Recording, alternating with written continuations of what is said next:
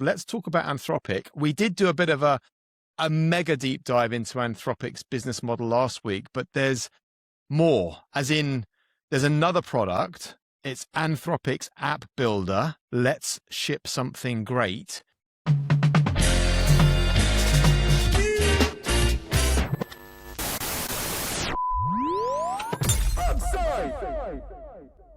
Which was leaked, you could argue, maybe this week. But anyway, whether it was on purpose or not, we will find out, I'm sure. But 6 months ago on this show, you called it. You said Frontier Labs will either become application companies or consolidate into hyperscalers. And you were right. So this is just one of their latest moves. Anthropic is now building the full stack app builder. They've hired Workday CTO, and from what I can tell, they're now hoovering talent from all the incumbents. No longer focused just purely on Claude, they're building product. So this also means that the margin story has now collapsed. So that's going to be a challenge for other startups, obviously. If Anthropic owns the model, the interface, the design, the sales motion, the enterprise value, everything, they keep the full value stack. B2B SaaS founders, remember them? Well, they used to be able to differentiate by building on top of these frontier models. That is no more, I would argue. It also does raise the specter of another thing that should bother us insofar as Europe has no equivalent move. OpenAI is doing it, Anthropic's doing it, xAI is doing it. We don't have a European frontier lab. Now, I put in brackets in my notes here, Mistral and Amy. Yes, but we don't have the capital. We don't have the operator talent. We don't have this vertical integration piece. So the US labs, it looks like they're going to own the whole stack. So is that fair? Well, there's a lot to unpack, and let's take some of those bits. But I just thought it was worth, before we go there, to talk a little bit about Mike Krieger, who is a fabulous operator. He built Instagram as a co-founder, sold that, built a phenomenal business there. And then, he left Meta in 2018. He created another company called Artifact, which failed. And then he joined Anthropic 2 years ago as chief product officer. And he has just been absolutely cooking there. He shipped the Model Context Protocol, which everybody rushed to integrate. He didn't design Claude Code, but he was part of driving the revenue ramp around that. He also joined Figma's board last summer, and Dylan Feldover from Figma was really excited about having him on board. But what happened now in the last week is he's left the board again, just as it looks like Anthropic now is creating a design challenger to Figma with all the AI goodness inside. So good or bad, I mean, you certainly hear somebody who is moving and shaking and making things happen. Another thing to mention for all us Anthropic and Claude fanboys and gals out there is it looks like Opus 4.7 is coming soon. Ooh, you're going to be a happy man, aren't you? Oh, I mean, it's like Christmas. It's just so good. It's so powerful. I mean, 4.6, I mean, I think I've told you this before, but the kids and I will ask it questions in the car and then ask it to give us a quiz at the end of the my kids are 5 and 7. So it's just, even on that basic level, it's just like talking to a buddy in the car. It's just so smart. I love it. It is really powerful. But you asked a bunch of other things, I think, about what happens with SaaS and what happens with European frontier labs. Do you remember SaaS? There was a thing called SaaS. Do you remember What's that? What's that? No, I think European frontier labs, I actually think Mistral is doing much better than we feared they might a year ago.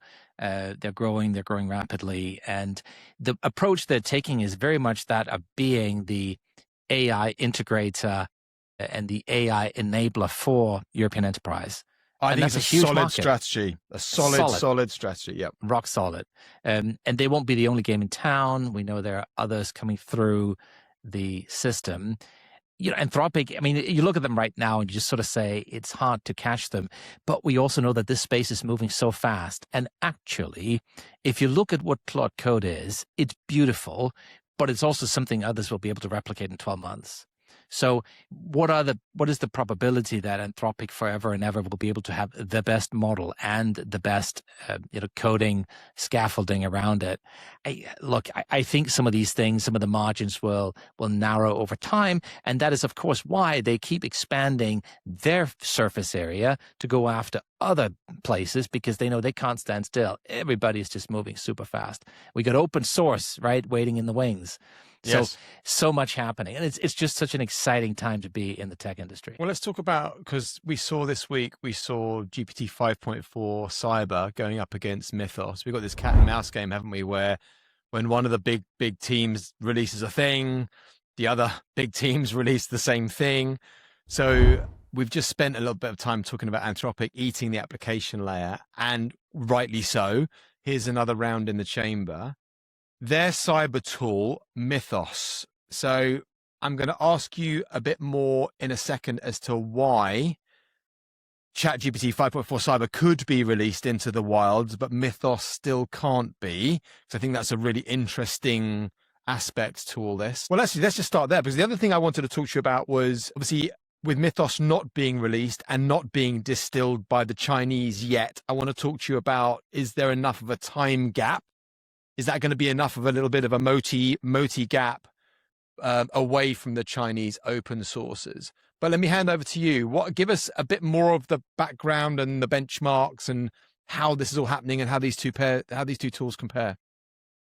Super interesting to see what's going on here. We know these benchmark games are just making everybody's heads spin because there are so many benchmarks now, and everybody's got a benchmark what they score phenomenally well on. So Mythos was, kind of not quite released, but certainly talked about last week, and they were talking about this exploit to vulnerability ratio, which is around, can you find the vulnerability and then exploit it, create some kind of hack using that vulnerability. And they scored a 72.4 on that benchmark. And then OpenAI, they released their GPT 5.4 cyber tool, where they had another benchmark called CTF, or capture the flag, and they score 76% on that. When it sounds like 74, 76, 76 is higher than 74, does that mean that the OpenAI tool is better? The truth is they're measuring completely different things. The capture the flag is a test-solving approach that asks the model to solve known pattern puzzles in controlled environments. So it's the equivalent of what sort of a mid-level pen tester might do if they try to break into a system. Say there is a token, there's some text, there's a flag hidden inside this application or inside this infrastructure, find a way to retrieve it.